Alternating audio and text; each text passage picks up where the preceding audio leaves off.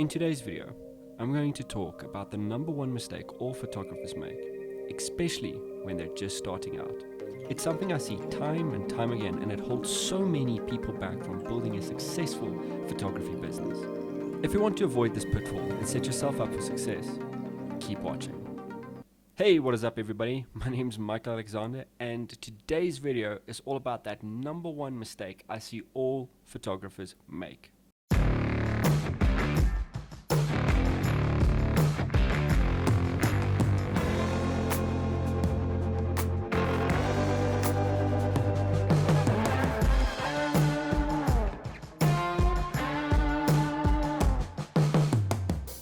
Alright, let's dive right in.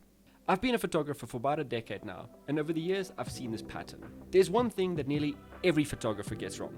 And no, it's not a camera setting or an editing style. It's their pricing. More specifically, how they price their services. And the biggest mistake is something I see called price comparison. And this is when I see a photographer hop onto Google, search for other photographers in their area, check out their pricing, and then base their own prices on that, either going slightly lower to stay competitive or slightly higher because they think it makes them look more professional. And this is wrong. Why? Because you have no idea if those photographers are even profitable. Many of them might not be, especially if they're just starting out. Copying somebody else's pricing does not guarantee you success, and in fact it might actually hurt you in the long run. So what should we do instead? Let me show you. The first step is to figure out your expenses, not just the obvious ones like fuel or editing software, but everything that includes wear and tear on your gear, subscriptions, rent, food, time, and yes, even cost of upgrading your equipment in the future. Once you've added all of this up, you need to calculate how many shoots you can realistically do in a week or in a month. This isn't about aiming for the stars, this is about being practical. Based on that, now you must figure out how much you need to charge per shoot just to break even.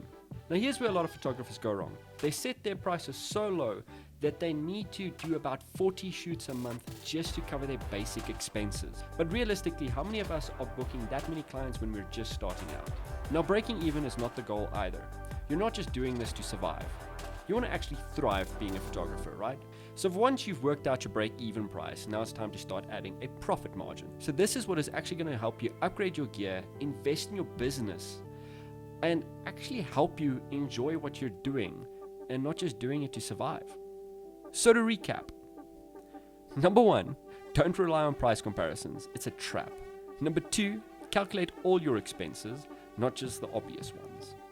Number three, work out how many shoots you can realistically do in a month. And number four, price yourself to not only cover your expenses, but actually make a profit. And there you have it, the number one mistake most photographers make and how to avoid it. Remember, your pricing is supposed to reflect the value of your work and your expertise, and not someone else's guesswork. So if you found this video helpful, please leave a thumbs up, subscribe to the channel, and leave a comment down below about what you think is the number one mistake most photographers make when starting out. I'd love to hear your thoughts about that. But that is all for today, guys. Thank you for watching, and I'll see you in the next video. Peace!